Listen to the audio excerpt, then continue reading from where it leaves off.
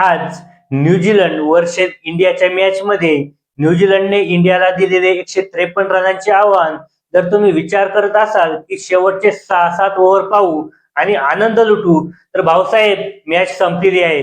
कारण इंडियाने 153 रनांचे आव्हान केवळ 10 ओव्हर्स मध्ये जिंकलेले आहे. न्यूझीलंडला 153 रनांवर रोखण्यात इंडियाचे बॉलर तर यशस्वी ठरले. त्यानंतर बॅटिंगला आलेला संजू सॅमसन तर पहिल्याच बॉलवर आउट झाला.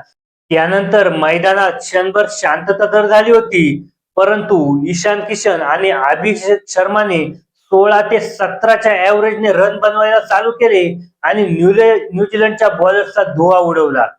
ईशान किशन आउट झाल्यावर कॅप्टन सूर्या आणि अभिषेक शर्माने 16 ते 17च्या ऍव्हरेजने रन सोबत 154 रनांचे टार्गेट केवळ 10 ओव्हर्स मध्ये पूर्ण केले आणि इंडियाला 8 विकेट आणि 10 ओव्हर्सने राखून विजय मिळवून दिला. अभिषेक शर्मा, संजू सॅमसन, ईशान किशन, सूर्या, पांड्या, शिवम दुबे यांच्या अप्रतिम फॉर्ममुळे 2026चा T20चा वर्ल्ड कप इंडिया आपल्या नावावर कोरेल असे सध्या चिन्ह दिसू लागले आहे. बाकी तुम्हाला काय वाटतं? तुम्ही आजची मॅच पाहिली आहे का?